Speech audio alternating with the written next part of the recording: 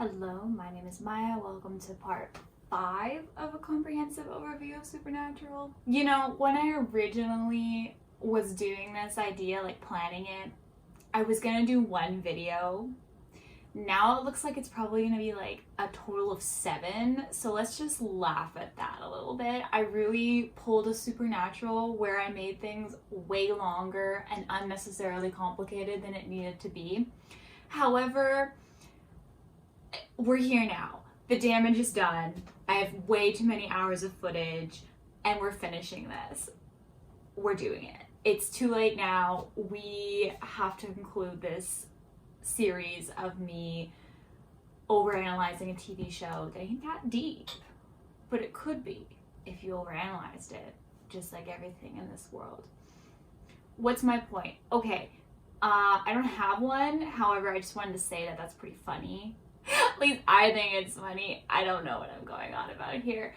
Anyways, if you haven't seen the other parts, I would highly recommend you do that, or at least watch like the first one and the second one, because those are the ones where I explain what the hell is going on.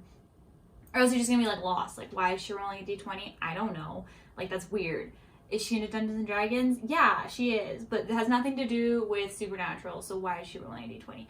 You know, things like that can be answered in other parts if you wanted to go back and watch them. However, I know that that's like 6 hours worth of footage, so you do you, bro. That is it. So then take it away past me 6 months ago. Past me. It takes me a long time to edit this footage because I'm in university and work 2 jobs. So let's just all understand that. Anyway, 6 months ago, past me. Woo! Oh, also, before I take it away, it is the 1-year anniversary of me watching the first episode of Supernatural today that I'm filming this. When you get this out, it will not be now. It'll be like a week from now. However, right now, today, it is the 1-year anniversary. So that's pretty fun. That's pretty spiffy. Great things have happened in my life since I started Supernatural. I got these cardboard cutouts. I don't know what I'm doing. Anyways, pass it away. Oh my God, Jesus Christ. Take it away past me.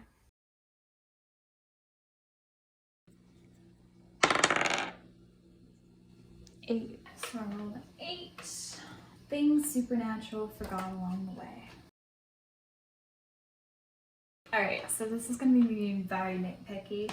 So just allow me to be very nitpicky, okay? So Supernatural has so many little continuity errors that like kind of get worse, especially in like the last 5 seasons of the show. I feel like something was not being remembered from earlier seasons, leaving me, the person who stupidly binge watched 15 seasons in a row and then took detailed notes the entire time to sit here and recognize all the mistakes made. Well, not all the mistakes, but most of them.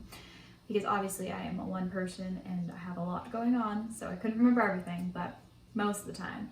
So, you know, because I am a nitpicker, we're gonna go through some of the things that keep me up at night. You know, little problems, little things that don't add up. Okay, first of all, let's talk about the timeline of the show. So Supernatural, upon arriving at season 15, tried to tell me boldly that Adam had been in the cage for 10 years. Supernatural, you forgot your own time jumps. Like season 5 ends with Adam in the cage. This is correct, and it's been 10 seasons. But it has not been 10 years. There's a 1-year time jump between season 5 and 6 when Dean is living with Lisa. There's a 1-year time jump between season 7 and 8 when Dean and Cass are in purgatory. There's a 4-week time jump between season 9 and 10 when Dean is a demon with Crowley. Then there's like a few weeks time jump between season 13 and 14 when Dean is Michael and slaying, and is just slaying in his outfit. So it's been at the very least 12 years, not 10. Also, when Mary comes back from the dead in season 12, Dean says it's been 33 years. However, that doesn't add up with the timeline given in the show. If we count only up to the end of season 11, then the show would have taken place over 13 odd years. When we started the show, Sam had just gotten into law school and he was 22 years old when the show started, considering it takes 4 years to complete a bachelor's degree. Therefore, it was actually 34 or 35 years since she died depending on the exact time she came back to life in the show, which isn't specified. However, it is not 33 years. On top of that, the entire run of the show is not 15 years, it's at least 18 years. Because there's a significant time jump between season 4 and 5 that is like 4 months long. So in total, the show takes place over 18 years roughly. I don't think that Supernatural realized that when saying the timelines in the later seasons. I think the way they got around most of this would be like to say like vague timelines, like when Missouri Mosley was reintroduced and Dean was like, how long has it been? A decade? And Sam was like, more. I know this is like a very minor thing and it's very nitpicky, but when I tell you I had reached my boiling point at this time and that I would get mad at literally anything, this is a good example of that. So now to like the real problems. This one makes me really mad. In season 5, episode 6, we meet the Antichrist. His name is Jesse. We learn that the Antichrist is created when a demon and a human have sex, and then a baby is created from that exchange. Jesse has the ability to manipulate reality, like he turns Cass into a toy. Then he just disappears and goes to Australia at the end of the episode, and we never see him again. Then in season 13, we are introduced to Jack, the Antichrist son of Lucifer, and a human. He gets called the Antichrist by Dean. It seems Dean forgot he met the Antichrist, and it seems the show forgot that we met the Antichrist. I mean, I know that Jack doesn't serve the stereotypical Antichrist role in the show, but like, he's the Antichrist. The first thing to note about the Antichrist, according to a Christian website I perused, is that he is the son of Satan. So Jack is the son of Satan. He has been shown altering reality with his powers, like when he yelled for everyone to tell the truth. So they did. I don't really think in a show where the Antichrist is literal and not metaphorical, you can have more than one Antichrist fucking around the world. Especially like when you change the lore on what makes an Antichrist.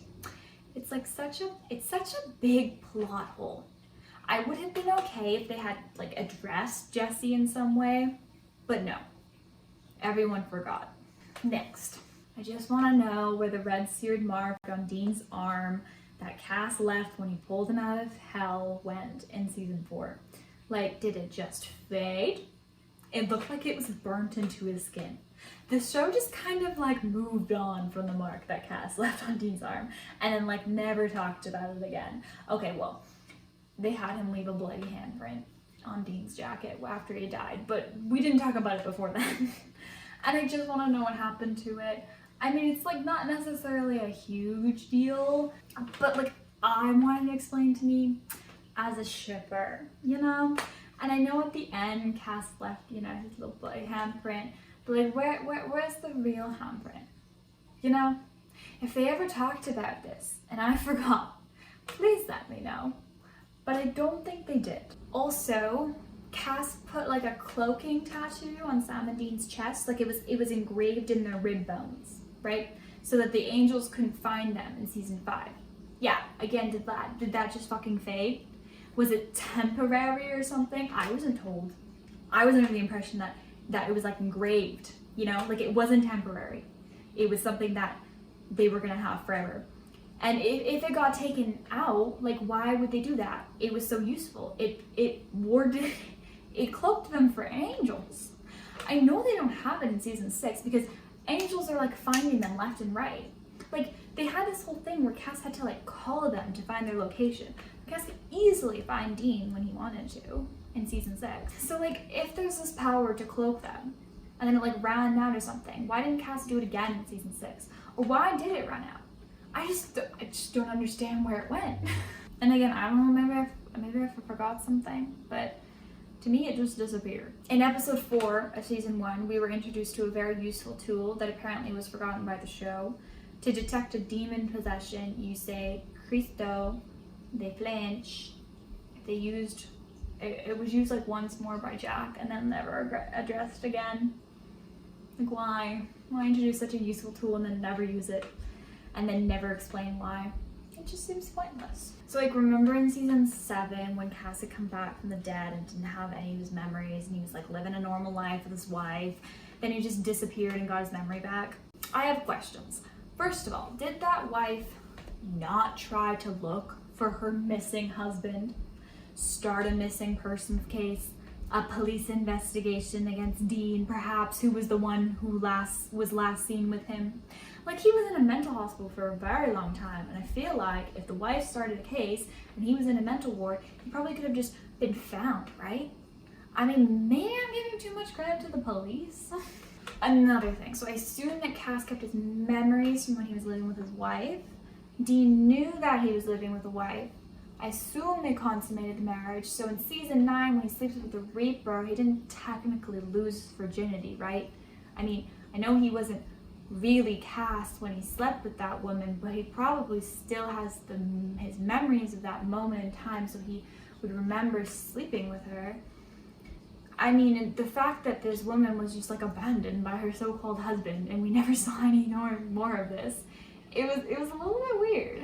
Speaking of Cass, what happened to his pop culture power upgrade that Metatron gave him at the end of season 9? Like, he had the power of pop culture. He made a Star Wars reference and everything. And then all of a sudden, it was like things were back to normal, and he didn't understand pop culture. Then he proceeded to binge watch a bunch of Netflix shows that he should have had knowledge about, considering he got pop culture knowledge from Metatron. That was a weird thing for them to add and then omit from their show. Like, what was the point? Hey, remember Max and Alicia? Remember how in season 12, episode 20, they meet the witch that got her powers from the demon deal, and she made these like heart puppets of the people she killed? Remember how Max brought Alicia, his dead twin sister, back to life using the exact same demon deal magic? Then we never saw them ever again. We never talked about their plot ever again.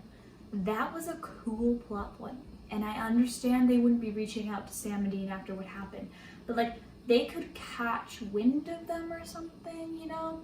Like, I feel like it was just a little bit weird to bring up this cool plot point that could have been explored further in the show, and then it's completely forgot its existence.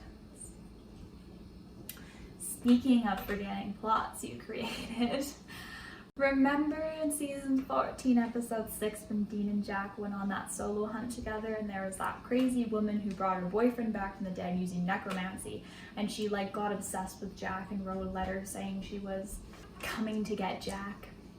Yeah, honey, you took too long. He's gone now. But like, what was the point? You set up this plot of this woman tracking Jack down. She even knew he lived in Lebanon, Kansas, and she never came. So, like, Cass went and hid the first blade for Dean in season 10. He's the only one who knows where the first blade is.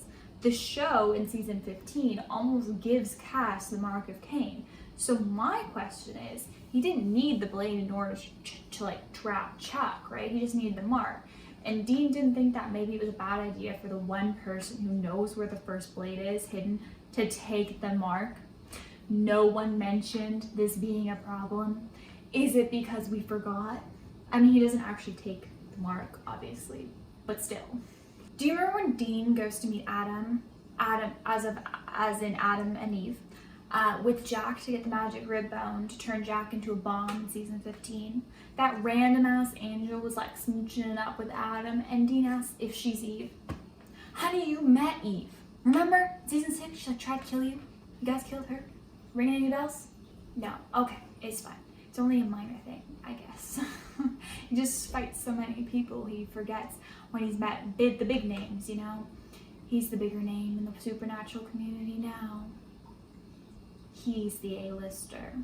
Eve was only a D-lister. So, in season 12, Lucifer possesses the president. He is the president of the United States. He is a white man in his mid to late 40s, nondescript, supernatural made-up universe president. Fine. I don't care if they make up their own president. It's honestly fine by me.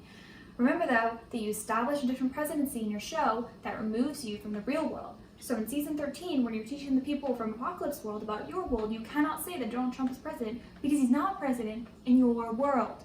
We met the president, and I didn't see a presidential campaign between seasons 12 and 13. I'm just saying you can't balance the scales of having your own world removed from reality and setting it in our world when it comes to presidencies. It made me mad, and it was careless writing, because we literally established a different presidency reign. You should not have told people that Trump were president, because that's just not the case in the supernatural universe, okay? Okay, I'm just gonna put this one out here. I don't know if this was really much of a a plot hole or anything, but it didn't really make a lot of sense to me. So I don't think that Apocalypse World makes sense, like within the supernatural canon universe. Here's kind of my problem. It was made very clear, this world where Sam and Dean were born. So that's why the apocalypse was never stopped, right? Like that was the whole thing. But like in a world without Sam and Dean who started the apocalypse, I know this is an alternate dimension, so like I'm not stupid, someone else started the apocalypse. But like remember how big of a deal it was that a Winchester be like the righteous man who turned to torturing in hell, and like the two brothers were the perfect vessels. So what was going on in that world? Like they made such a big deal about how Sam and Dean were like perfectly curated to start the apocalypse and destroy the world. It feels a little weird to be in a world where the apocalypse happened without Sam and Dean. I'm not saying it couldn't have happened. I just think I needed more of an explanation as to what went down to start the apocalypse in this world. I mentioned this before, but what happened to the demon bombs? Like remember when Kevin figured out how to make demon bombs in season 8 and then it was never used again in the show? I mean, it's a pretty useful thing, don't you think? I think it was a little bit weird they never made a demon bomb after season 8. Like did Kevin just take that to his grave or something? I have another question. So, remember in season 11 when Chuck dramatically came back to the show? So Dean had this necklace that Sam gave to him when they were kids and he always wore it, and then he threw it out in season 5 when Sam and Dean were fighting, and then he didn't have the necklace anymore. But Chuck had it, and also Cass said that the necklace could like track God basically, so like it would glow when it was near God. So he like took it to track down God, and so he gave Dean back his necklace, and it was glowing because oh my god, Chuck. And you're like, wow, he's gonna put the necklace back on, and then he never wore the necklace again, and it was never spoken of again. That was really weird. Like, it was really weird, especially because that was supposed to be like a symbolism of like Sam and Dean's relationship, right? So in season 8, we had this random ass episode where they met witches that had all had familiars, like in Sabrina. Like why did we never see any other witches with familiars after that? Like why was it never explained why those witches had familiars, but like Rowena or literally any other witch we met on the show didn't have familiars? It was super weird. It's never explained. I have beef with this one. Listen, Supernatural, don't go through the process of giving Sam and Dean hero's luck in the middle of season 15 and then have Dean die on rebar at the end of season 15. No, listen, there was no stipulation of expiry date on the hero's luck, and no hero would ever fucking die like Dean Winchester died. It doesn't make any sense. You gave them hero's luck. No hero dies on rebar. No hero dies on a routine vampire hunt after the main villain has already been defeated and then gets pushed onto rebar sticking out of a post. Remember when Jack made those friends who knew about the supernatural because Sam and Dean like tell everyone with little to no prompting? Because like why the fuck not, you know? So he was like showing off his powers and like accidentally stabbed that girl and then like healed her and they all ran away scared. Kind of like we never saw any consequences for that. I just feel like they were kids and they were scared, and one of them may have accidentally told their Karen mom, who would have gone to the police or something, and then it would have like started a whole thing. I don't know, I feel like there should have been some consequences for that. Or maybe one of them could have told Sam and Dean what happened if they ran into them at the store. Lastly, I think the show was very stupid to forget about Cass and Claire and their relationship. I don't understand why we spent time in season 10 developing their relationship and then having them say they were going to keep in touch, only for Sam and Dean to see Claire, and for Claire to never talk about Cass, and then for Cass to never talk about Claire. Then Claire disappeared from the show, and we got this half-assed thing where Cass talks to Jody about how he messed up with Claire. I don't think that was good writing. You introduced a plot and then never did anything with it. And it's even worse because you kept her in the show. The entire thing was weird and it was poorly executed. Like it was cute when we were actually doing it, and then when we never talked about it ever again, it was weird. Okay, I added a subcategory to this because I just wanted to talk about some random things that really irritated me. So this subcategory is called Random Things That Keep Me Up at Night. 1. How did Cass learn how to drive? Now there's a time jump between when we see him get kicked out of the bunker by Dean and then we see him working in his gas station job. But what? It's like a time jump, like 2 months maybe? Like, it isn't a hugely substantial time jump. Then Cass has a car and can drive. This stupid angel, no offense, didn't even know how to brush his teeth properly when he first became human. But you're expecting me to believe that he mastered the art of driving that quickly? Did he take driving lessons and get a real driver's license? I mean, probably not, I guess. But did he buy the car he owned, or was it stolen? I need answers, because all of a sudden Cass can drive, and it just weirds me out. If the answer is that Dean taught him how to drive earlier, and I was robbed of a scene of Dean teaching Cass to drive, I will sue Supernatural for withholding that content from me. I need answers. I know I will never get answers because they don't have answers to give me. Number 2, they have been wanted by the FBI for multiple homicides, twice in this show. And both times they faked their deaths in order to get out of the FBI limelight. But these two idiots go around looking the exact same way they were when the FBI was looking for them. And they're impersonating the FBI. And they never get caught. It just seems unrealistic to me that they never run into another FBI agent while working on a case. And no, don't give me that FBI agent who was running an underground human organ market for monsters. He doesn't count. He was part of the supernatural world. I mean, running into a normal FBI agent just doing his job. On top of that, they always reveal themselves to not be FBI agents, so the people they are saving. Yes, I know most of these people are good people and aren't going to turn in the people who saved their lives. But let's remember that people are also assholes, and I find it hard to believe that no one ever turned them into the FBI for impersonating FBI agents. Also, they were FBI's most wanted. No one ever recognizes them as the supposed to be dead wanted criminals. No police officers recognize them. Really, Supernatural? Really? Also, they passed through American customs to get to Scotland and came back through American customs to get into America again. When I tell you that American customs scare the absolute shit out of me and I have nothing to hide, they're so harsh. I find it hard to believe that Sam and Dean, wanted by the FBI twice, were able to get through customs perfectly fine, dead or not dead. They'd be suspicious of everyone. On top of that, I find it hard to believe that the FBI would believe they were actually dead, considering they already faked their deaths once before. So why would they not double check? That one time they got taken into the dark ops prison after being arrested for attempted murder on the president. And these guys find out that they are, the wanted criminals, Sam and Dean Winchester. And I know all these people got killed. But you're telling me that in the time they were in that prison, those official government agencies never let the FBI or CIA know that Sam and Dean were alive so they can open the case up again? Really? I just don't buy it. It seems a lot like plot convenience that they were able to get away with this. No, I will not accept the whole they had Chuck's luck help thing because they were wanted twice before in the show. I don't like your messy writing. Supernatural. Number 3. Their money situation starts off as being explained by credit card fraud, and they also kind of hustle people in bars for money, usually playing pool. Then they stop explaining it and showing examples of them getting their money about halfway through the show. Then you find out that Charlie made them a special credit card that will never run out of funds, and you want to die inside if you're me. Listen, I don't believe in Magic Infinity credit card. I just don't believe in her. She feels like such a big plot convenience, and she makes me mad. Number 4. The show would do this thing where they would only want to do a Sam and Dean episode. They would just have Cass or Jack disappear for an episode. Sometimes they would explain it, other times they wouldn't. And you'd be like, where the fuck are they? I'm not kidding, some episodes Cass would just not be there and they wouldn't explain where he is.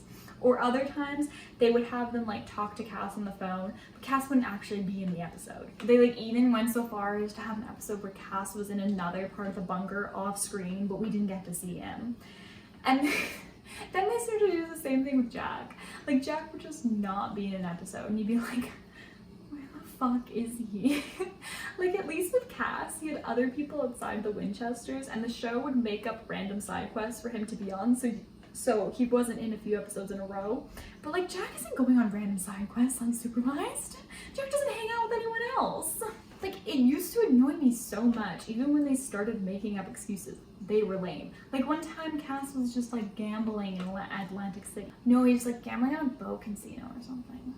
Anyways, basically, Cass was off screen doing a random error that the show didn't feel was important for us to see. Or sometimes he was just not in the episode and it was never explained why.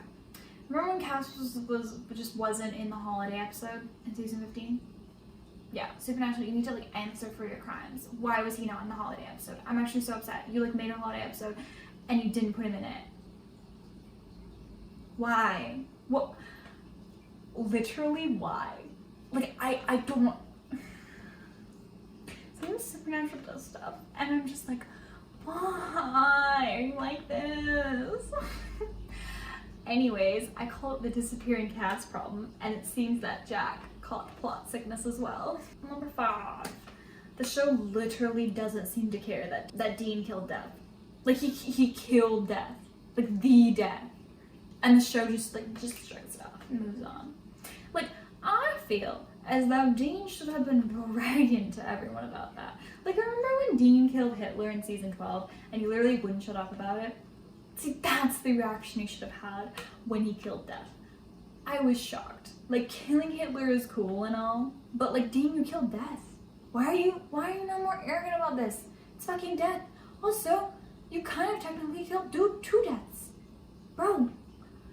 What? Number 6. In season 7, the Leviathans say they can shapeshift into someone if they touch them and get their DNA on them, right? But when this is demonstrated to us in Bobby's basement, not only does the Leviathan shapeshift into Bobby, but its clothes change into what Bobby's wearing.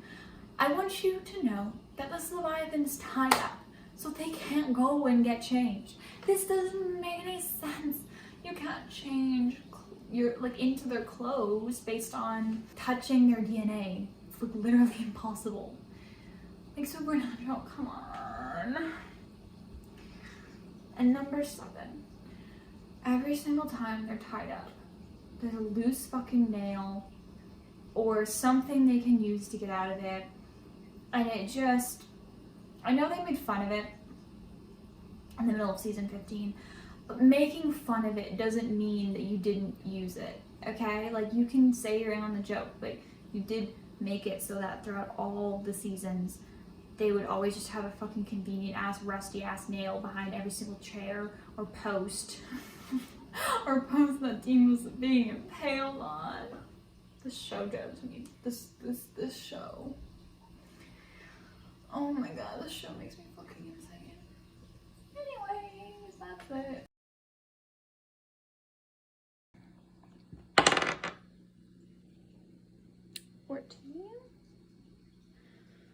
Okay, so we rolled 14. The magical items. So this is going to be a pretty much comprehensive, but obviously I can't mention every single one, but most of the magical items, I'll talk about the more prevalent ones, the ones that reoccur the most, and then I'll do rapid fire, just like I did with the monsters, basically. Let's start with the blades. There are many different blades in this universe, and they all serve an ex machina purpose in this show. There's a demon blade that gets given to Sam and Dean by Ruby. The demon blade, as the name implies, is one of the only things that can kill a demon. I will give Supernatural this: Sam and Dean seem to only own one demon blade throughout the entire series. I feel like that was a remarkable restraint on their part. Then we have angel blades, which are like these, like silver and can kill angels. The funny thing about the angel blade is how by the end of the series, it feels like everyone has an angel blade. Like, I know Sam and Dean probably have like a bunch lying around, and like even the demons are for some reason like using angel blades. I just want to know the logistics of where they are getting all these angel blades. Are we taking them off of corpses of the dead angels we kill? Are we stealing them when we go to heaven? Do we have a backdoor angel blade dealer? Also, if you have an angel blade, it must be hidden in your sleeve so that you can dramatically drop it out of your trench coat in a fight.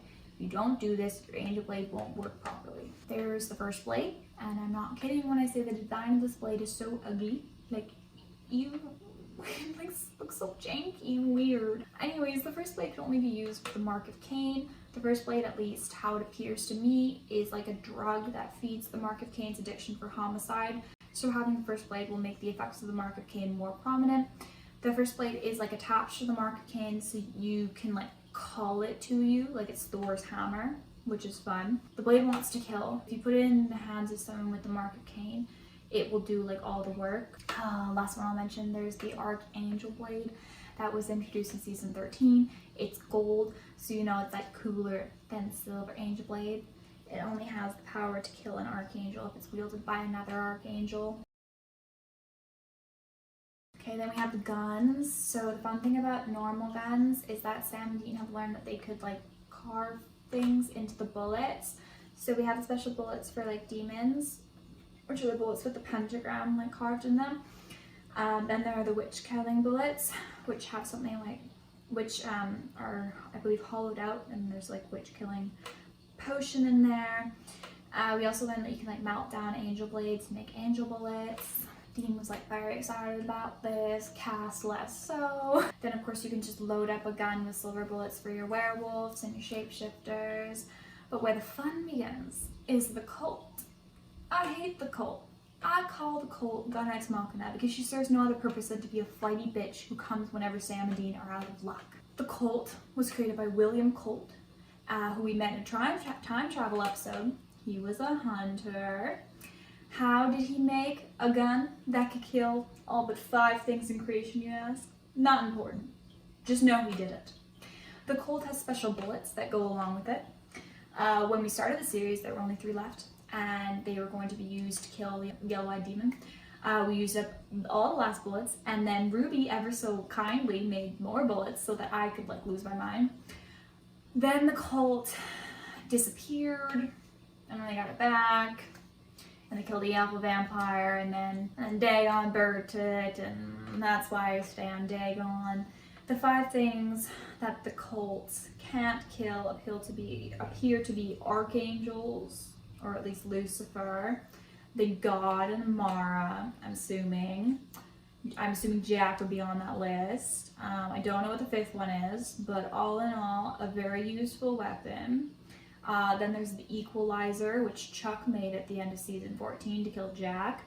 The Equalizer is named that because whatever happens to the person you shoot will happen to you as well. It's like reciprocal energy kind of thing. We saw that when Sam shot Chuck, and then they both had the bullet stuck in them until Chuck could get the bullet out of Sam. How did he get the bullet out of Sam, you ask? He made him lose hope.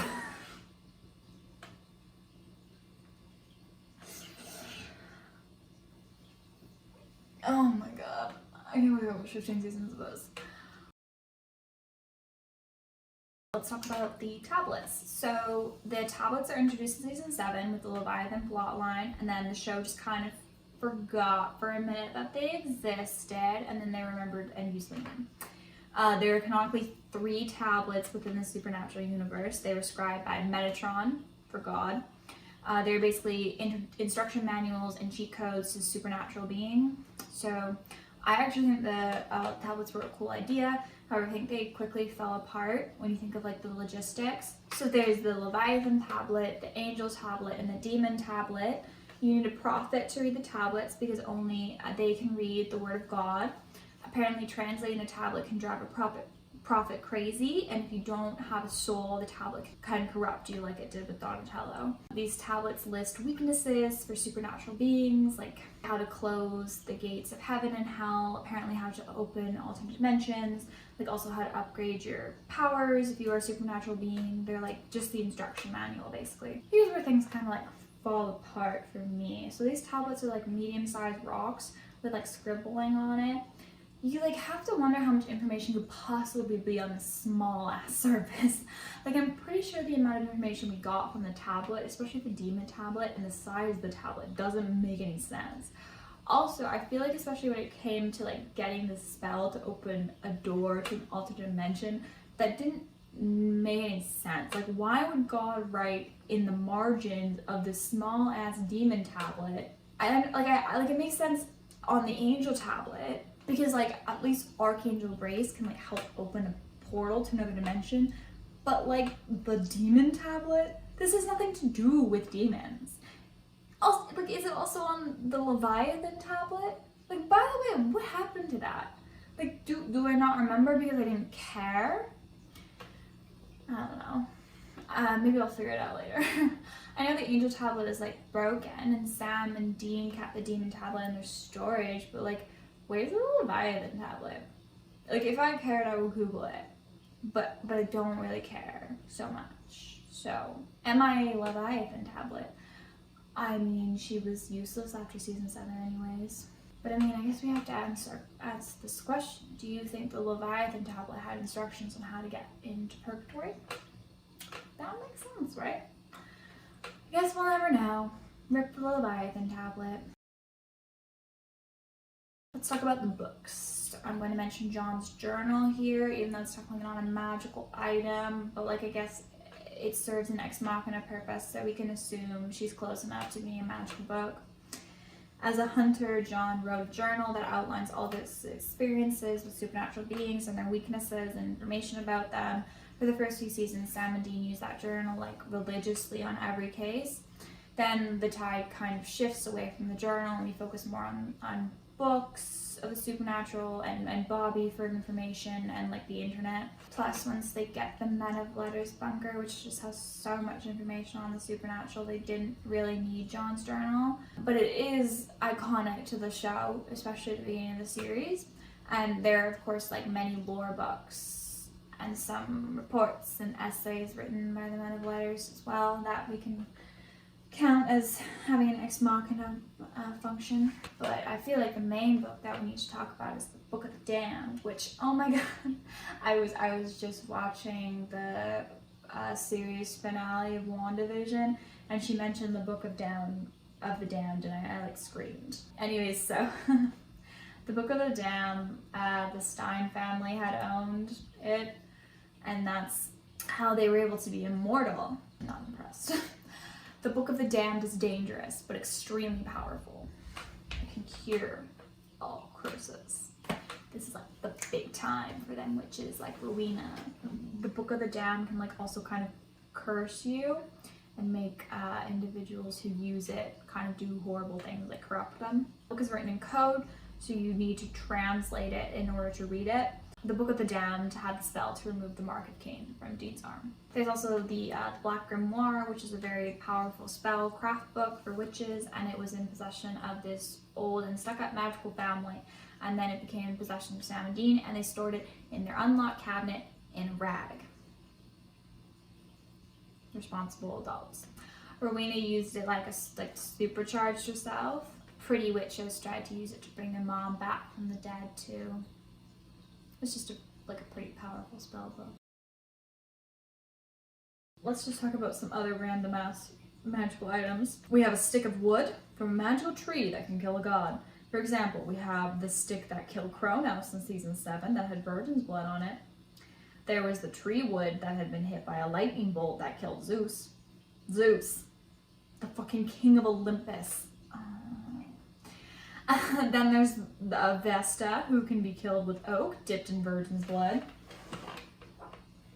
Good old-fashioned virgin's blood. Do you know how many years of my life are taken off every time they use a fucking stick dipped in, usually blood, to kill like very powerful beings? I was not a fan of that. Then there's Michael Lance, which comes about in season 12. There's the Hands of God, which are just objects that God touched, and they're like supercharged because of that, I guess. The objects found are guess there. They're fucking pieces of wood. I swear to Jack, I'm over the pieces of wood supernatural. I don't know why I hate it so much, but they annoy me. There's Dean's necklace that Sam gave to him, that I was talking about. It has the power to like light up when God is near, but Chuck like turned off that power in season 4 and 5, which was like hilarious. And Dean like throws out the necklace, you know, so like no point to the goddamn necklace, except in season 11 when there's like the big reveal. I'm a little bit pissed about the necklace. There's the Seal of Solomon, which I use as a taco necklace, which can help open portals to other dimensions. There's just a bunch of holy weapons from heaven, like the staff of Moses and lots of salt, which is fun because it can just like turn someone into salt. Gabriel's truth horn, etc. There's like Lilith's horn that can call souls back to hell. There's Gabriel's horn, sigil that can like summon angels, so like that's fun. There's the occultum, which Jack like gobbles up to go to the garden and get a soul back. Yes, the garden. And yeah, that's it for magical items. 17. Haven't rolled it yet. Okay. Okay, well, we rolled a 17. Oh, goody. The finale. Series finale sucked. The series finale villain is Rebar. She really exudes series finale villain energy. She really did what no other villain could do. She killed Dean motherfucking Winchester. And for that, she will forever be an icon. I mean, to think that every single supernatural creature that they ever faced, every demon, every vampire, okay, well, this is kind of a win for the vampires, but still, every witch, every werewolf, all the alpha monsters, the angels, the fucking archangels, every fucking god they didn't do their homework on, and even fucking God himself. They could not they couldn't do what this one piece of fucking rebar could do. And in a way it's poetic, you know, because maybe the threat all along was like safety hazards. And I think, you know, we all learned something about the importance of not having rebar stick out of a post, lest you be fighting a vampire and get pushed into it, and then not pray to your adopted son who's God to save you, or like even call 911, you know? They should show Dean's death to construction workers as a learning lesson in safety. Can you even get through that without being angry? I guess there's also Chuck, God himself. But like, could he do what the rebar could? No. So he kind of just sucks in comparison. But I suppose, you know, we should talk about him because up until episode 19, he really monopolizes the rebar spotlight. She doesn't, you know, come in until episode 20, and then she really like steals the show, you know? So Chuck is revealed to be the villain in the season finale of season 14. Basically, Chuck has been the villain all along because he's been manipulating and controlling Dean and Sam's life this entire time. Now, they liken it to him being like the writer of their story, and he basically just throws these huge problems at them, like the apocalypse or leviathans, for like his own entertainment. And he's there guiding the way, creating opportunities and plot points for Sam and Dean to interact with. He's done the same with every other Sam and Dean and every other universe. And he says basically his end goal is to have one of them kill the other one. Like, that's his favorite series finale. And like, I hate Chuck, but I relate. I think when well done, having someone kill someone they love is such a phenomenal ending to a show. Take Bates Motel, spoilers for Bates Motel, by the way, if you want to watch it and not know the ending, put the timestamp somewhere. But Dylan, he kills Norman at the end of the series once he finds out that Norman has been like killing people and, you know, keeps their mom in the basement, and their mom's dead. But he kills Norman because of reasons like that like Dean would kill Sam, like that's his baby brother and he loves him and he's his responsibility, and he knows that Norman is dangerous, and he realizes that like killing Norman may be the only way to save Norman, and he does it like out of love. It is it is honestly, in my opinion, one of the most beautiful and tragic scenes ever. I just love it. It's an amazing scene and it's an amazing conclusion to the show. And I'm gonna be completely honest, if the show had ended with either of them killing the other one in a situation very similar to the Dylan and Norman situation, I would have been so happy.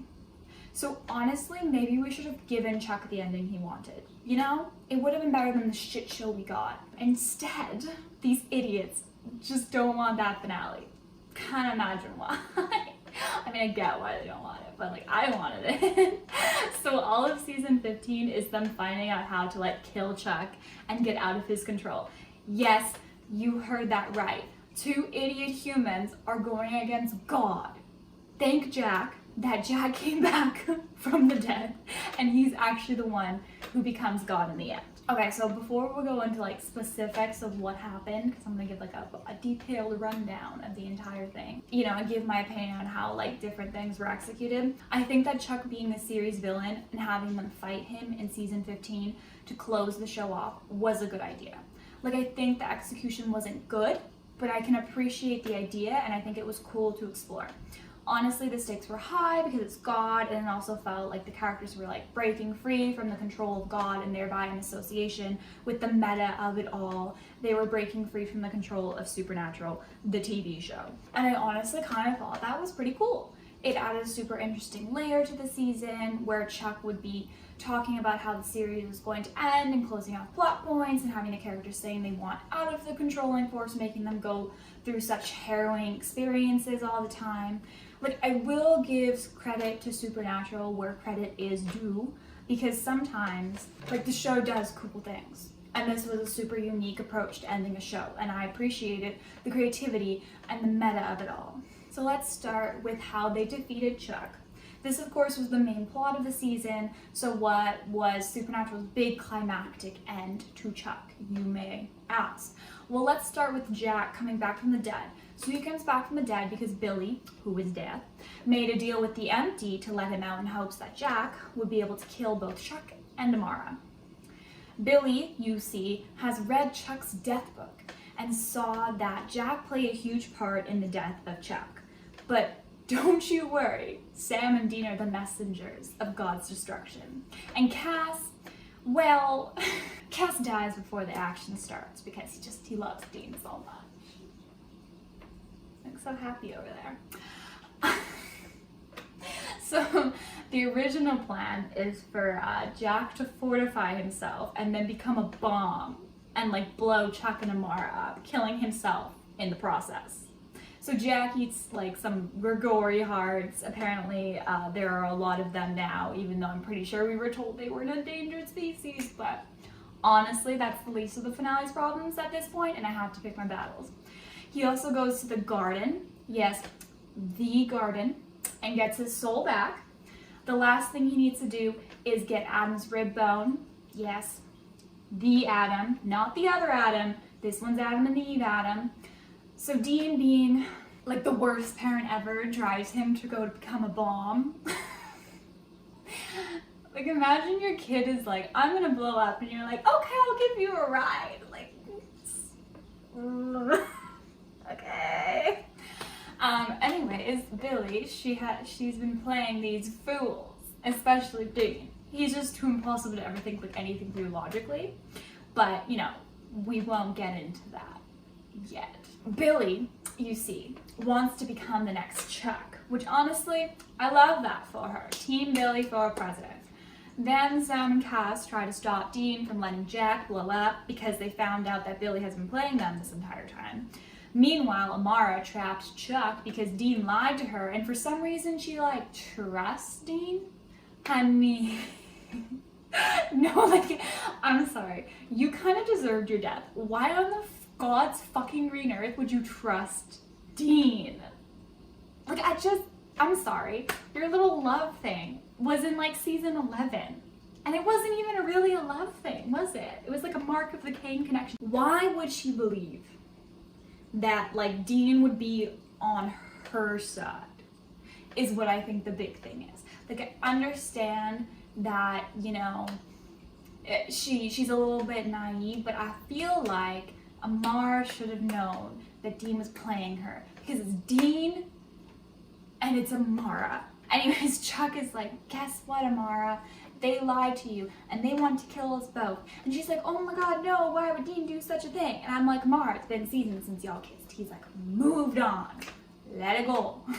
So Amara and Chuck meld together. It's really stupid. Meanwhile, out in the hallway, Dean and Sam are yelling, and Jack is about to explode, and Cass is just like comforting Jack, while Sam and Dean just like fight and work through their things. And Dean pulls a gun out at one point. It's like, it's a whole thing. It's a whole thing. Eventually, as per usual in the show, the power of brotherly love comes through, and no one kills anyone, and Jack is still about to, blow. Chuck then comes out and is like, y'all, I literally set up this entire plot line so you would kill each other, and you still didn't do it. I am done. I'm over you guys. And is like, have fun watching your son die. Bye. So that plan failed miserably. Luckily, after Jack explodes in the empty, and since the bomb was reciprocal and no one dies from the explosion, Jack doesn't die. Now Billy is the villain for a minute, and Chuck is making people disappear. It's all very dramatic. Throughout this episode, when Jack is like near a plant or something, it gets drained of energy, which is interesting to note. This is episode 18, by the way. So another thing to note is that Jack lost his powers in the explosion. After Cass dies and Billy dies along with him, and Chuck has made everyone disappear on Earth except Michael, we get this lovely plan in motion. Lucifer shows up at the door masquerading as Cass, making both me and Dean upset when it wasn't Cass. And he's like, guys, look, I have a Reaper, and I am totally here to help. So he kills the Reaper, and she becomes Death, because she was the first Reaper to die after Billy died. She then reads the Death Book for God, and then Lucifer is like, ha, suckers, I tricked you guys, and kills Betty, who just got a job promotion. Like, what a tragedy.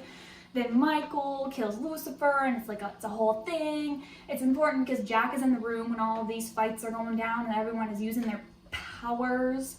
Sam and Dean and Jack then realize that Michael was always Daddy's boy and is going to betray them, so they make up this fake spell and go to a beautiful lake to enact it, and then Chuck comes and is like, ha, I got you guys. He then kills Michael because loyalty means nothing these days. Then he just keeps beating Sam and Dean up on the beautiful beach, and Jack is just standing there in the background. At this point, you're like, wait, what? He's God. Why is he fist fighting? And then he literally drains all of his power to Jack by punching Sam and Dean over and over again. And I'm like, this is why you smite people. Okay? It's not that hard. You're God. You could have just gone like this and it could have been gone. Anyways, Jack becomes some sort of like vacuum for power, and they set this whole thing up so Jack could absorb a shit ton of power. Then they leave sad, pathetic human Chuck on the beautiful beach, and Jack brings everyone back, and Jack is then like, I am God now. Your enticement of a new TV and recliner chair won't do it for me, Dean. Bye, y'all. We'll be fine. So yeah, the way they defeated God was by replacing God with their adopted son. Here's the thing. I don't hate this. I think it was really convoluted and full of plot conveniences, but like, I'm not mad at it. Like, I think it is extremely stupid that Chuck would not just smite these idiots on the spot, but I understand that his hubris was his downfall, and I do appreciate that. I do think that it was very rushed, and I didn't like how they brought both Michael and Lucifer back for like one episode and then killed them both immediately. Like, what was the point? You know? But then again, the finale made you think, what was the point all along? What was the point of the 15 seasons? I know this may be an unpopular opinion, but I was fine with Jack becoming God. In fact, it's actually what I liked most about the ending. But yeah, it would have been nice if the family unit stayed together, but I also think it made sense because like, that's what Cass saw, right? Like back in season 12, he saw Jack making a better world and becoming God, and he did just that. He fulfilled his destiny. I think he'll be a great God. I gave him a 10 out of 10 on my God rating. Also, I don't think they could have logically killed Chuck because you need to have God in this universe. Like, I just don't think it would have made sense. And obviously Jack is like the one to replace him. Like, I felt like this was planned. Like, I can look back and see that this was his purpose all along and like be happy with that. I know that some people wanted Amara to be God, and I would have been cool with that too. If they had written Amara better, I would have been down for that. She wasn't a very well written character, and it's mostly because I don't think they knew what to do with her. And if they had written her better, I think I would have been cool with her. Well, I would have been cool regardless. Go female God. But I don't think she was written very well, and I don't really think they knew what they wanted to do with her. So I'm cool with Jack becoming God. I feel like that was his purpose, you know? Okay, so here's where things fall apart, at least for me. Let's like rewind quickly to a big event that I just glossed over. Yeah, Cass dies. He dies in episode 18, and the ending of the Chuck plot is in episode 19. So I'm going to be looking at this scene purely from a non-Dean and Cass standpoint, which is really hard to do. But I'm going to try to keep a lot of my opinions on that scene for another video, though I am going to have to talk about some of it. It's going to be really hard. We'll figure it out as we go. Anyways, so Dean attacks Billy with her spear when she tries to take Jack away from them because he still has, you know, a role to play in Jack's death. This injures her. So initially when everyone starts disappearing, they think it's Billy doing this because she's, you know, always saying that's what's dead should stay dead, and honestly I agree. Like, I'm kind of team Billy on this one. So Dean and Cass go to get her to stop because she left like her weapon behind, like her little reaper. Oh my god, scythe. I looked it up. It's called a scythe. They use the death key to enter into her HQ. The death key gives me visceral rage. Why the fuck? Why the absolute fuck would the Men of Letters just have that like in their storage room? You know, like it was just like chilling in a box in their storage room, and I'm like, pick your battles, pick your battles. So Dean and Cass are like, gonna kill Dad.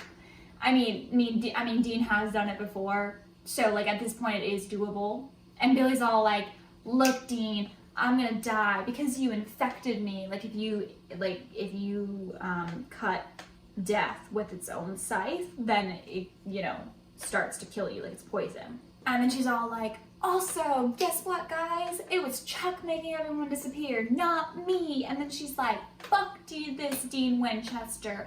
I am done with your bullshit and I'm gonna kill you. And then so she starts the hunt. And she like gives him this slow moving heart attack, and him and Cass hide in the dungeon, and Dean is like, fuck, I fucked up. And Cass is like, no wait, I made a deal with the empty. Billy is afraid of the empty. And let me just say the nicest things that Dean has ever heard in his entire life and reveal my love and then die before he can say anything about it. And then he does. And he takes Billy with him. Traumatizing. I actually really like that scene, but it's so fucking traumatizing. I think for me the main problem is that he took out like a secondary villain, and it was sort of like out of the blue kind of villain. Like before this, Billy was like technically on their side, so she came in and she was like the villain of the week kind of deal, you know. And honestly, like, I wish they'd given him a bigger role to play in the Chuck fight, because it's kind of cheap of him to die in a non-Chuck related fashion. Like the episode before they take out Chuck. The absolute audacity. Did I like the death itself? Yeah, okay, I'm gonna be honest. I liked aspects of it. I did. But like, my first main problem is that though I think him dying for Dean is the correct way to kill him off, I just wish it had meant more to the overall plot. On top of that, it's like no offense, Cass, but you saved an idiot who dies on rebar 6 months later. It kind of feels worthless, you know? Which is like my next big problem. I cannot believe they have like the absolute audacity to have Cass's death honestly mean nothing. Because if you think about it, Dean dying like 6 months later while hunting after Cass died so that he could live a long, happy life is so insulting. You made what was a beautiful sacrifice full of love into nothing. Because the worst part is that Cass did get brought back from the dead. Off fucking screen. Why? Why did you do it if you weren't gonna show him? You could have just not. So mad. He gets brought back in a throwaway line. And the worst part is that Dean doesn't show any inkling into wanting to see him. Absolutely, I can't do it. I literally can't do it. I thought it's been a few weeks now, and I thought I was like getting better, but like talking about it again, yeah, no. At least I don't like. Oh my god, I thought I was getting better. I thought I wasn't gonna be this angry while talking about it. I'm still mad. I'm still mad. I'm gonna take a break and go eat a burger. Ah! I'm so pissed. I made an adult beverage. Give me strength. Look, I said I wouldn't go there, but allow me a minute to venture into that territory, even if Dean does not reciprocate Cass's feelings. And as we all saw in that scene, he does realize what Cass is saying to him, he knows. That is still his best friend who died for him. And I know Cass, and I feel as though he would not like initiate a meeting with Dean after what happened. Like he wouldn't want to impose. And I feel like his worst fears happened because Dean just didn't want to see him. Like honestly, Dean, gay or not gay, in love with you or not in love with you, that is still your best friend. Not only did it disrespect whatever shit potential there was there, it just disrespected their friendship. After like 13 years as best friends, it meant nothing, I guess. Like you heard it here first, you come out and suddenly your friendship with someone means nothing. Like the absolute disrespect that Cass got in that finale transcends so many layers. Like he came out and then immediately dies, okay?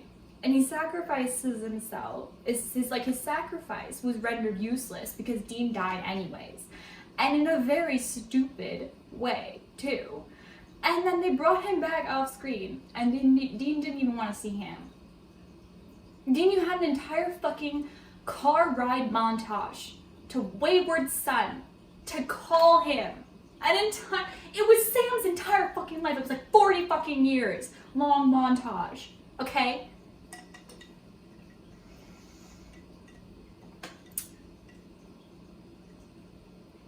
I think all along Supernatural was just trying to make me an alcoholic like Dean. Let's flash sideways for a second to my second big gripe with the finale. Okay, Dean and Jack never truly resolve anything, right? I think I talked about this before. So Jack accidentally kills Mary, who is Sam and Dean's mom, in season 14.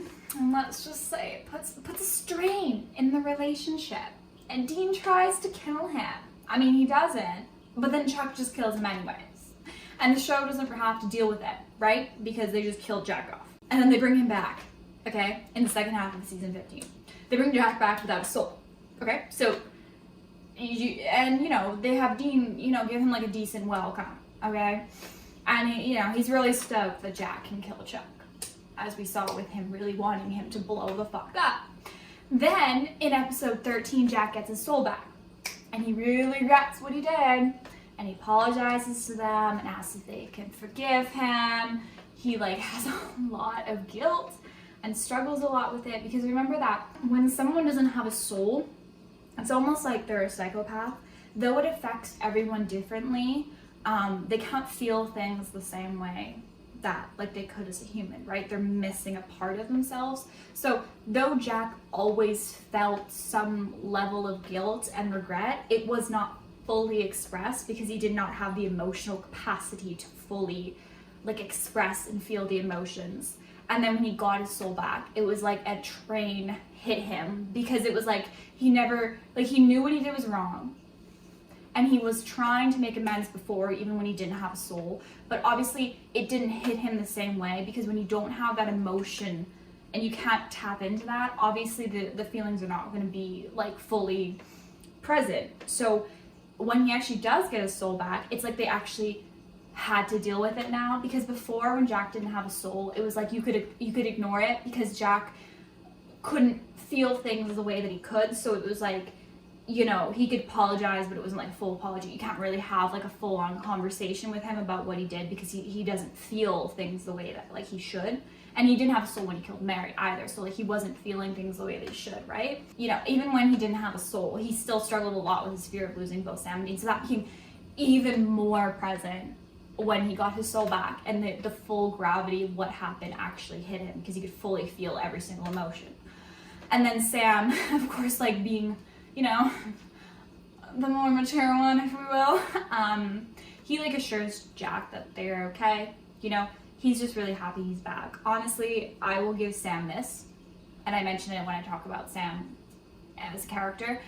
The way that he dealt with Jack was brilliant. Like, I honestly kind of brings me to tears sometimes, and it's probably because I just chugged a bunch of rum. But it was just Sam's a good guy, okay? I like hate on Sam for like no reason, but he's a really good guy, and I highly appreciate how he acted with Jack and the way that he, you know, was with Jack. I'm going on a side tangent. We're talking about Dean and Jack right now. So Dean, like Dean kind of tells Jack that like he was angry, as we all saw, and he may still be, and then he'll like never forget what Jack did, but like he will protect him, and you know, he still cares, right? So, you know, that was good. He like makes him a birthday cake, and it's a very sweet gesture, and you're like, aw, look at him go. The bridge is on the path to being mended. You know, and I also want you to keep in mind that Billy tells Dean in episode 15 that Jack is doing like all of this, you know, like killing God and sacrificing himself. He's doing this entire thing to earn Dean and Sam's forgiveness. That's his only goal. Like he's gonna die just to earn their forgiveness. He does this with like this is the plan he comes up with without a soul. He's just so fucking pure and beautiful. Anyways, we get to episode 17, and Dean is like going to, you know, drive Jack to become a bomb. And Sam is like, no, you know, there must be another way. Like, we don't give up on family. And then Dean says that Jack isn't family. Jack fucking overhears. And like me and Jack's hearts, like they broke in unison. You know, funny thing, I was at my mom's house when I was watching it, so I was watching it with like my family, and I yelled Dean at the TV really fucking loudly, like over and over and over again, and I'm pretty sure they thought I was insane, but they know me, so they understood the qualm, the heartbreak, how angry, so angry. I want to make it perfectly clear that I understand why he's mad. Like he you know, Jack did like kill his mom, accident or not. The circumstances obviously like, you know, made it so that like Supernatural made it so that the circumstances you could like not hold Jack culpable fully, because he couldn't be fully culpable. It was an accident, and he didn't have a soul and all that. But it's also like, you know, it was a mistake, and like Dean's made mistakes too. And like I understand that like he was mad, but the way that he acted towards Jack and Cass, might I add, like not even was he just mad at Jack, he was like mad at Cass for like absolutely no reason. So like he completely just overreacted, okay? Like just, I understand that there's a lot of trauma that comes with losing his mom. I get it. Like, obviously I have a Dean Carborough cut up, so like I'm not hating on him or anything, but he absolutely overreacted. He tried to lock Jack away in the mouth box, which was in a coffin, for like all of eternity. He like manipulated Jack into doing it. As someone who like works with offenders, okay, just say that, it is truly, it hurts. Like, you know, I don't ever want like anyone, no matter what they've fucking done, to be locked in a fucking coffin for all of eternity. And Jack's fucking immortal, so it really would be all of fucking eternity. And like, to think that like that was like, he considered him to be like his son, and he would do that to someone who he considered to be his son, killing your mom or not, like that is. And then he like basically was just so mean to Cass. And it's like, well, I understand why you're like upset with Jack, but like Cass didn't really do anything.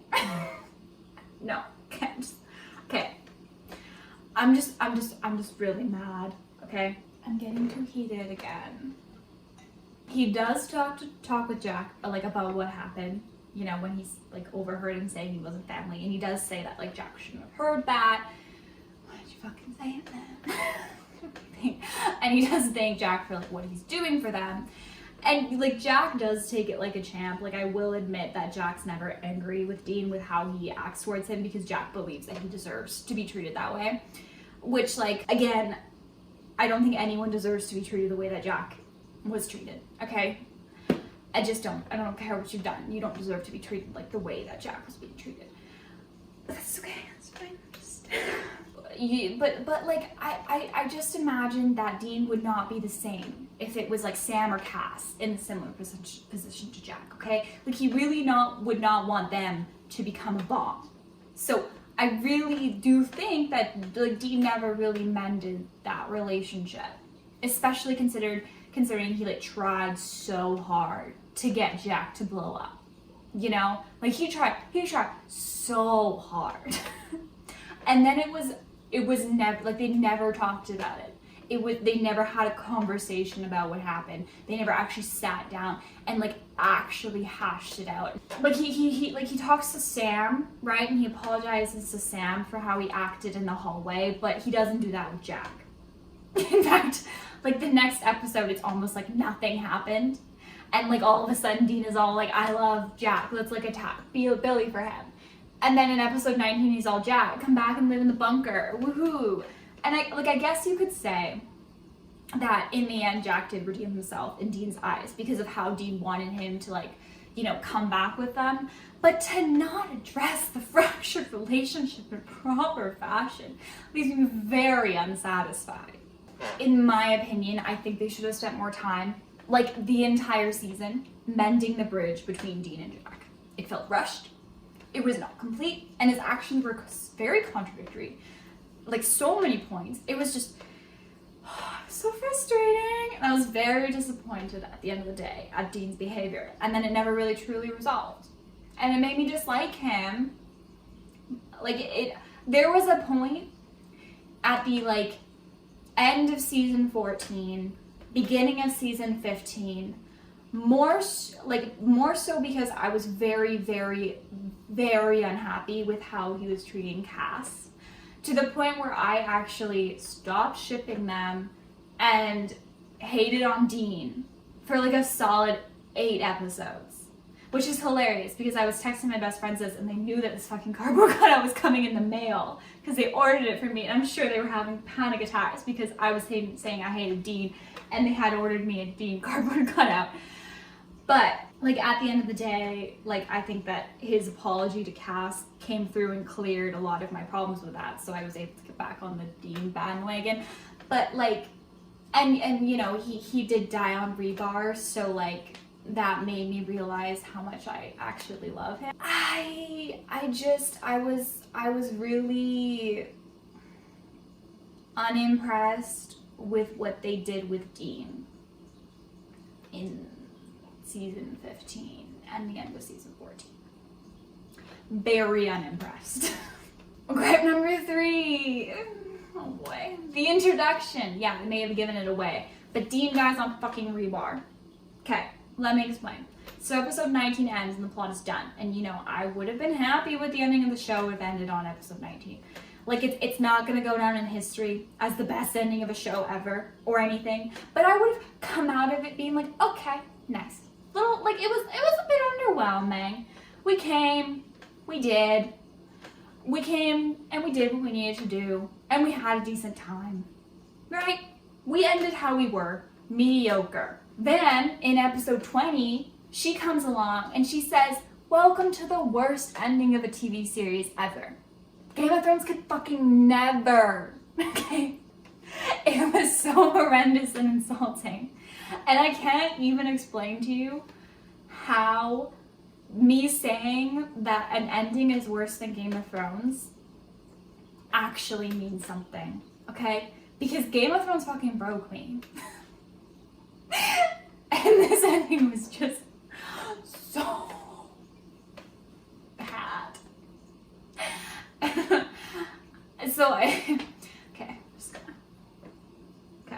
So I didn't realize this until like a script leak came out, but apparently there was the time jump of 6 months. I thought that it was like 2-week jump, and I was a little bit more offended because I was like, oh wow, he really died like 2 weeks after Cass sacrifice. Oh, this is me just losing my mind on camera. But you know what? I think that was a very shit decision. Okay?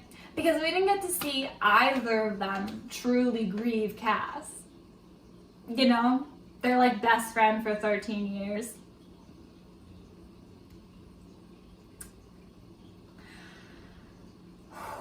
I mean, I know Dean like cried on the floor and then got really drunk, but like, he was fine in episode 20. I'm over it. I'm so fucking over it. Okay, and Sam just like barely gave any emotional reactions. Like, don't even come at me in the comments, okay? He was just like sad face and then moved on, and I was like, oh, sad face and then move on. Sure, okay. That's random 13. Anyways, so you know the guys are living like a pretty normal life, I guess. Normal. Happy life, just the two of them and their dog. I did appreciate the dog. Like, I'm not gonna lie, I liked Miracle, the dog. The dog had a stupid name, but I appreciated her existence in this show. Then they like go on a routine hunt against like these vampire kidnappers who were mentioned in John's journal. I blame John. You know what? Yeah. If I blame John. I think at the end of the day, we have to realize where all of the problems come from. It's John fucking Winchester. I blame John. They end up tracking them to this abandoned barn, and they fight, and they kill, and in the midst of this fight, this random vampire pushes Dean up against this post, and oh my god, no! The post has a rebar sticking out of it.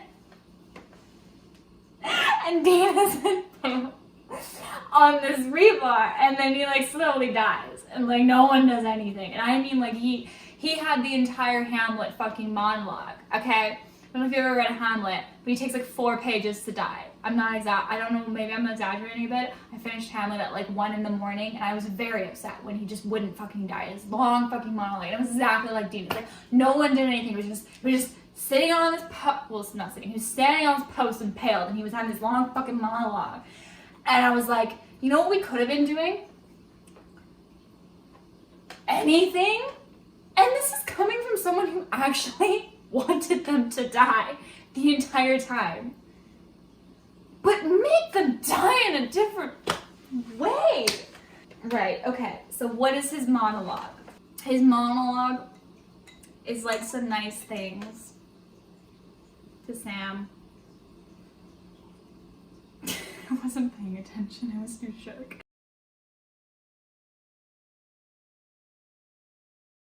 Let me look at you.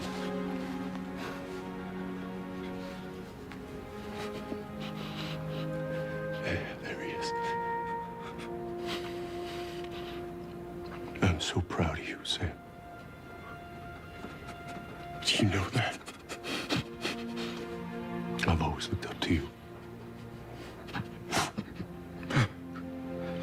Man, when we were kids, you were so damn smart. You never took any of Dad's crap. I never knew how you did that. Hey, did I ever tell you that night that I came for you when you were at school? You know, when Dad hadn't come back from his hunting trip? Yeah, the woman in white. The woman in white, that's right. I must have stood outside your dorm for hours. Because I didn't know what you would say. I thought you'd tell me to get lost or get dead. And I didn't know what I would have done if I didn't have you. Because I was scared. I was scared. Because when it all came down to it, it was always you and me. It's always been you and me. I love you so much. My baby brother.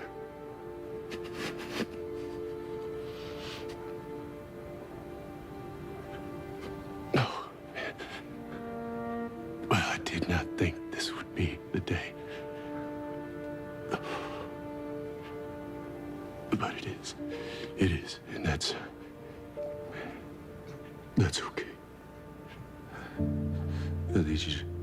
I need you to promise me. I need you to tell me that it's okay. I need you to tell me that it's okay. Look at me. Look at me. I need you to tell me that it's okay. You tell me it's okay. Hey.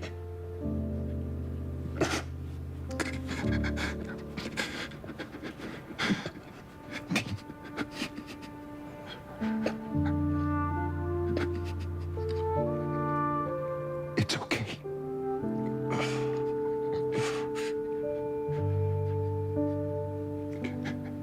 You can go now.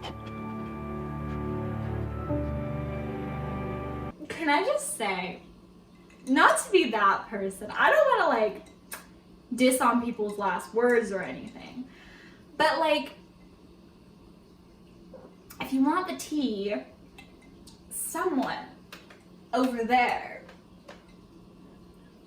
in the blue lay had a better last words than Dean.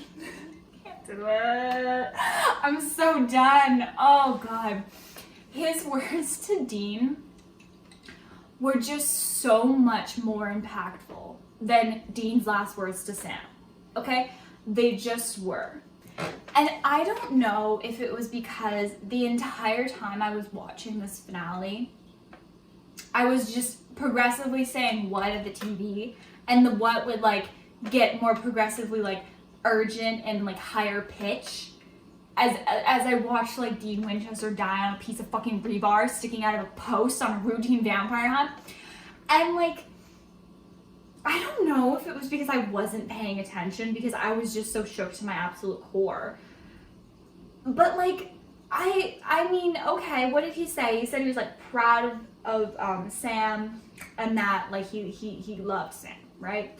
It was the gist of the convo. He was like, I was so scared to go into your university dorm, wherever the fuck you lived at the beginning of the show, and I waited outside a while and all of that jazz, and you know, it's very, very sweet, okay? I'm not saying they weren't sweet, but like, I mean, when you compare them with Cass's last words, it's just not it. Also, Sam, honey, what is it with these fucking idiots? When someone tells you they love you and they're literally about to fucking die, just say you love them back. Those, like, what do you fucking fucking have to, that's your brother, okay? I understand why Dean didn't say it back, because they'd be afraid of the gay forever. But why the fuck? Why the absolute fuck? Like, look me in the fucking eyes, Supernatural, and tell me why the absolute fuck Sam couldn't say he loved Dean back. Like, just like, truly and honestly, tell me why. He was about to fucking die. What are you afraid of? The Wincest shippers? What? It's a completely platonic I love you. What? Why? I'm gonna be posting this on the fucking internet. I look like a maniac. Oh god, okay. I'm like swearing like a truck in like a kid's show, TV show reference. I cannot tell you how insulting this ending is. It's okay that he died. I don't mind the idea of him dying. It's how he died that was the problem. His death was meaningless. It literally meant nothing to the story. The fucking story and plot was done. It was done when he died. Like, he died after the entire thing was, like, they concluded the plot and he died after the plot was done. What was the goddamn point? Just end. Okay. It was so disgusting and awful to Dean as a character that it actually makes me believe they never cared about Dean to begin with. And I know that sounds harsh, but that was what was the point of the series, okay? What was the point of him surviving and overcoming so many obstacles? What was the point of him fighting for his freedom from the control of God to end up dying, barely even tasting that freedom?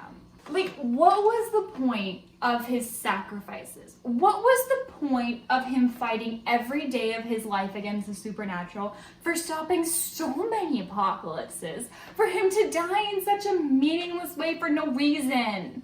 Like, it hurts.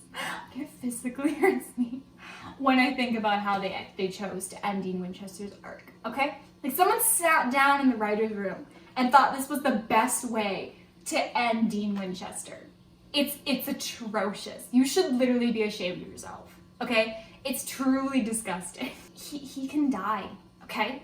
I just want to put, like, I was a huge advocate for them dying. But you have to make his death mean something, okay? Death in fiction should mean something. This meant nothing.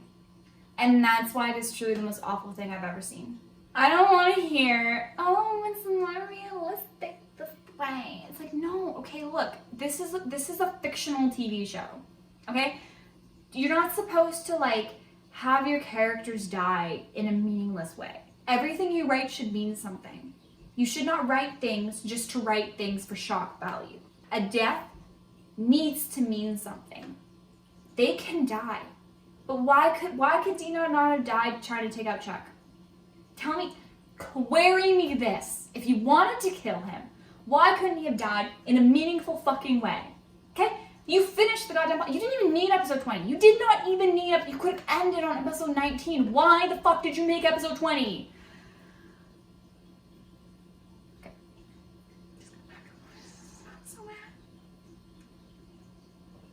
I'm sorry, my neighbors can probably hear me yelling. Wait, no, I forgot, guys. No, it did mean something. It meant that Sam could go live the normal life that he never got to live when Dean was alive. How insulting to Dean. How fucking dare you? Sam was a grown-ass fucking man, and he could have left and started his little normal life whenever he thought the fuck he wanted to, okay? In fact, he had a lot of opportunities, okay? And outs, and he didn't do it.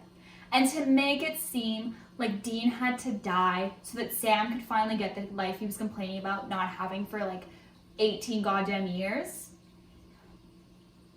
No.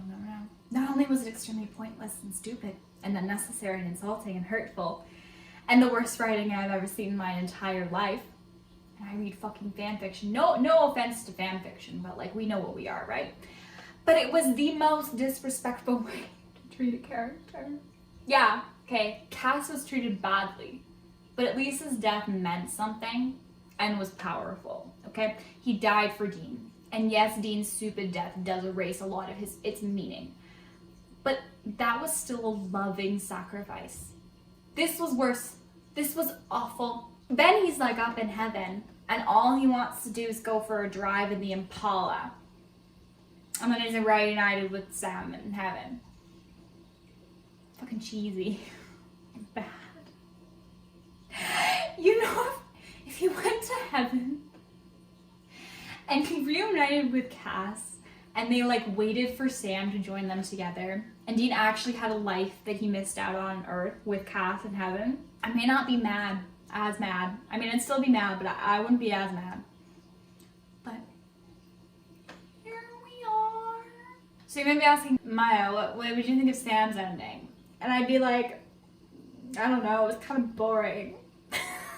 I mean, it was fine. I don't have any problems with Sam's ending. So he had this entire montage of him like growing old and having a kid. Like, it wasn't good. Like the idea of him just like dying like of old age, fine, like whatever, you know, like it's good. You know, Sam did deserve to have the normal life he was fucking complaining about not having. Okay? It's not, I'm not upset at the concept. I'm upset at how it happened.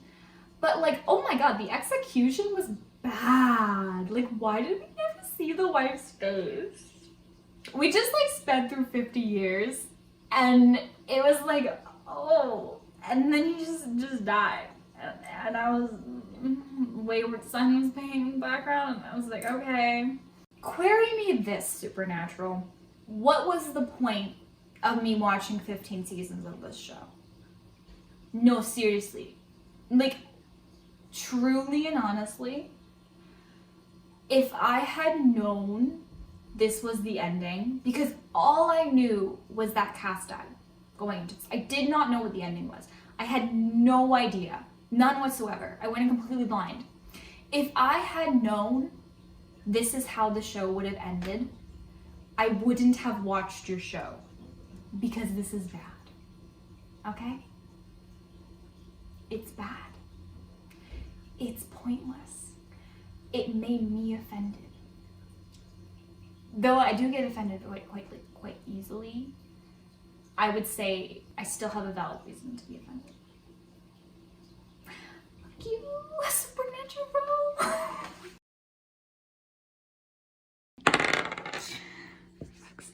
Six. Why did I roll in fucking 6?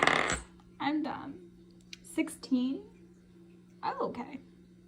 16. Racism, sexism, homophobia with a dash of toxic masculinity. I just want to briefly touch on some of kind of like the problematic things with this show. So the first being that like every single main character throughout like all 15 seasons was white and male. This show is pretty bad at diversity. I think everyone knows this. The first 2 seasons especially were bad. The overwhelming majority of victims were white women with blonde or brown hair who had a sexual interest in Sam or Dean. The few characters of color were either a one-off in an episode, like Cassie or Missouri Mosley. Yeah, I know she comes back later, but... Or they were like the bad guys, like Agent Henriksen, you know, who was just doing his job as an FBI agent. And Gordon, the crazy guy who hunted down Sam because he was a sidekick kid. There was Rufus, who was introduced in season 3, and he was good friends with Bobby. He became one of the only reoccurring black characters on the show before he died. But you know, we hit a bit of a snag with Uriel, who was in a black man vessel, but was the racist angel against humans. I will say that in the later seasons, the show did get better at having more diverse victims and like one episode guest stars. We had Kevin, who was introduced in season 7. They diversified heaven and hell, having the lackeys be more diverse. Billy the Reaper, who wanted them dead, and then became death, and then went on a rampage to kill Dean before her death, was black. The alpha vampire was also a person of color, so that's fun. Yeah, it's a very white show. It's like the point I'm trying to make. It also seemed Like a lot of the reoccurring characters who were people of color seem to be the villain, like the vampire or Billy. I don't think that a show that ran for 15 seasons should have like never had a single person of color be a main character, especially when the characters can like jump into other vessels. And they also took a lot of like lore from other cultures, like the Wendigo was like from Aboriginal spiritual traditions. And I can't really speak on how well like this lore that they took from other cultures and religions, like I can't really say how well it was executed because I'm not educated on those different cultures, religions, and stuff like that. But you know, I thought I would point it out as well. Okay, so there was some sexism as well. As I mentioned, not a single female actor on this show was given the starring spot on the show, which is how I considered like main characters. So like Jensen Ackles, Jared Padalecki, Misha Collins, Mark A. Shepard, Alexander Calvert, and Mark Pellegrino were the only ones who ever got the starring spot on the show. Again, I don't think that like a show that ran for 15 seasons should have never had a female starring in it. You know, they really sucked at this in the first season especially. As I mentioned before, they had the white girl of the week, who was nothing more than a sex toy, and was usually, you know, scantily dressed and needed to be saved. There was Mag, who was the evil demon trying to kill them. She was also a pretty white girl. They introduced Ellen and Joe in season 2, which in my opinion were failures. They got better at having like actual well-developed female characters as times went on after this. The problem, especially at the beginning of the show, is that female characters that they introduced were either like Sam or Dean's love interest. And I would say the first female characters they introduced who were reoccurring, who didn't have anything with Sam or Dean, would be like Jody and Charlie. And I guess maybe like Naomi too. Some of the angels, but they don't really count. I mean, I guess they do count. Yeah, so like Naomi also would be another one. And yes, Meg did have a thing with Sam in season 1, so. Yeah, also she was having a thing with Cass, so. Yeah, she technically did fall in that category. Another thing that the show does sometimes is having like females die in service of Sam and Dean's plots, or like to make them go on the revenge plot. I mean, the show starts with Mary, their mom, dying. And that makes John go on a crazy grief-stricken revenge plot thingy, which makes Sam and Dean become hunters. Then there was Jess dying to make Sam go on a crazy revenge plot to start the show. That's the driving force of the show. The starting conflict. You know, we love when women die in service of a man's plot and make his terrible choices seem justifiable. I will say that though, this is not much of a problem as the show goes on. But it is a note that Charlie did die in season 10 in service of making Dean go on a revenge killing of the Stein family. So Mary dies, again in service of creating emotional conflict among the dudes. I'm really sorry, Mary. Like, once is bad enough, but goddamn twice? Like, come on. Also, there was that one episode where like Amara was like 16 years old physically, and her and Dean were like weirdly flirting. It made me very uncomfortable. Oh god. Also, Amara got absorbed into Chuck. She was literally one of the most powerful characters in the show. And she decided to get absorbed into a man. Also, I want to add that I think Kelly's plotline about having Jack was very anti-abortion. Like, she was gonna abort her child because he was Lucifer's child and he was basically like a rape baby. Like, Jack was a rape baby. Okay, she did not have consensual sex with Lucifer. She thought she was having sex with the president who was her lover, but it was actually Lucifer possessing the president. She was going to kill herself so she wouldn't have Lucifer's baby, but Jack revives her. Then she saw the potential of her unborn baby and how it could change the world, and then decided not to, and was okay with dying to have Jack. Listen, it is Kelly's choice in the end, and I love Jack. I do. But I think the argument sounded suspiciously like the argument that anti-abortionists make that your child could like cure cancer or something, so you should have them because you don't know. Like, why not just have her be on board with the baby from the get-go? Like, or have her it just didn't sit well with me the entire time. So let's move on to the homophobic aspects. So like the first few seasons were really bad. They didn't have a single recurring gay character until like season 7 with Charlie. Even then, they made it seem like a really big deal, which is like it should have just been normal to have gay characters.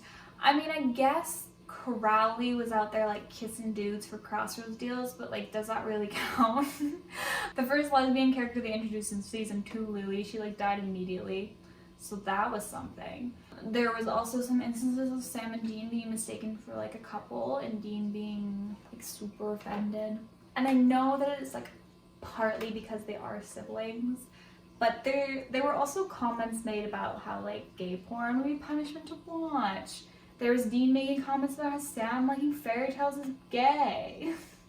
There was that plot in Ghostfacers about Corbett being gay and in love with Ed, and Ed had to pretend to be gay to get him to cross over after he died, and was stuck as a ghost, and it was kind of like played as a joke. I mean, yeah, okay, so there were like some small instances where it really didn't look good for them, and you know, there were some insensitive comments made, basically. Though those did stop in later seasons. But, you know, that was also coupled with like kind of the lack of gay characters in the show in general. I mean, we have Charlie, Claire, Kaya, those 2 gay hunters, and then those 2 girls from their little Lebanon town. You know, Jack and Pale, one of them. Yeah, it was kind of like not a lot. I mean, they did have Chuck canonically be bi, so there's that. But like, again, I don't know if these like supernatural beings really have genders, so I'm a little bit confused on that, honestly. That wasn't the best. But then there's like the pièce de résistance. There's the Dean and Cass, you know? Like, Cass was kind of queer baited for like 11 seasons, and then when he did come out, which like is, again, not exactly 100% sure on Angel's like genders and sexualities, so I don't really think it could be counted technically as coming out, but he like did admit his love to Dean. Okay, that was the whole thing. I just ranted about it. And it wasn't really done in the best way, because like, you know, Cass made the deal with the Empty in season 14 to bring Jack back from the dead. The Empty had previously looked into Cass's mind and had like made a comment about like how it knows who he loves and how there's like nothing for him on Earth, you know, referring to that guy in the green lay over there. Then when the Empty is like making the deal with Cass, it's all like, I will come for you when you have experienced a moment of true happiness. And like me sitting on my couch, you know, knowing how Cass dies, I was very disappointed to hear that. And then you flash forward to season 15, episode 18, Cass and Dean are being chased, you know, by Death, and she's like knocking on the door and she wants to kill Dean. And so, you know, Cass summons the Empty. He summons the Empty by saying he loves Dean, so can be construed as coming out. And then that was what killed him. His moment of happiness was saying he loved Dean, and that led to his death. They also didn't allow Dean to say anything in return. And like, you know, I understand that Dean was meant to be like shocked and stuff like that, but I think it was a little bit cheap that we never got to know Dean's stance on anything. And it was honestly definitely because they just didn't want them to be together, right? Like, they didn't want them to not be together because then people would get pissed, but they didn't want them to be together either. So they just like walked the line of having Cass say he loved Dean and then never confirming what Dean's feelings were, and then having Cass like completely disappear from the show and Dean just completely not talk about it. I think it wasn't handled in the best way, honestly. I kind of wish, though I do love how, you know, how Cass told Dean he loved him, and I do love that scene, like, I do, despite all the problems with it. I really do love it, but I kind of wish it never happened. I'm gonna be really honest. I kind of wish they had never gone there, because I just think they messed up so badly. It just made me wish that they never even tried. Also, I think that whatever they tried to do with Claire and Kaya was so poorly written. They knew each other for a day, and they were apparently in love. And then just, I don't know, and then Claire just disappeared from the show and it all happened off screen. And it was just so badly written. Like, so badly written. And the last thing I want to add is that I think that at times the show could have a bit of toxic masculinity. I think that a lot of the problems, except the lack of diversity, came from the toxic masculinity. Like, they didn't want to make Dean bi because Dean's like a man's man, you know? Dean likes cars and old music, and he doesn't like Celine Dion, and he likes grilling and meat. Okay, well, that was some of it. And he makes jokes about Hallmark movies when emotions are shared, and he can't return an I love you to save his life and my life. And I'm just bitten the goddamn bullet and said you loved him too, really, Dean? Like, really? Dying for you. It kind of like only really had, you know, men in positions of power in the show, you know, up until like Billy became death, and you know, my girl Rowena became queen of hell. You know what I think they really messed up? I think Amara, who was super powerful, she never got to be God. And I like that Jack was God. But, you know, she was written the entire time to be dependent on men. She was in love with Dean for, like, reasons. And she did, like, all of her plot in season 11. All of her world domination, world-ending plot was to get Chuck's attention. A dude. And she came off as, like, an irrational and overly emotional and, like, weirdly very naive in, like, a very bad way. You know? Like, Amara was powerful. She was one of the most powerful people in that entire goddamn show. And she was second to a man the entire time. I mean, what? We had her, like, rebel against Chuck for a little while in season 15, but then she just got absorbed into Chuck anyway, so what was the goddamn point? Yeah, they don't express their emotions well because of toxic masculinity. Well, saving a white girl of the week is like a man's dream and fantasy. And I'm not saying that this happened all the time, because I do think they could get very vulnerable, but sometimes it was very masculine vibes, you know what I mean? Like, overall, I don't think the show was, like, horrible in any regards, but I do think that it had some very, like, glaring problems, like the lack of diversity and, you know, the kind of homophobic comments made in the beginning, and then the way that they kind of treat characters that, you know, were, like, homosexuals, and then they, you know, they had 15 seasons and they never had one girl be, like, a starring. Really? You know, Jack could have been a girl. No one thought of that. Do not get me wrong. I love Alexander Calvert. I do. But Jack could have been a girl, easily. So, like, it's just, you know, you think about it and you're like, okay. It's not the best, is I think the point I'm trying to make. Like, there were problems, and we need to, like, acknowledge that there were problems. Thank you so much for watching. The next part will be out when Jack intends it to be. Do with that what you will. I'm gonna have more time come when my exams are done, because I won't be in school as much. So I'll probably be able to get through this quicker, finish up the Teen and Cast stuff, and then move on from Supernatural to something else. I have another project planned I'm really excited about, so I'm not going to spend my entire life on this anymore. 1 year is sufficient. Though, who am I kidding? It's a life thing now, but like 1 year on this is enough. Anyways, thanks. Bye.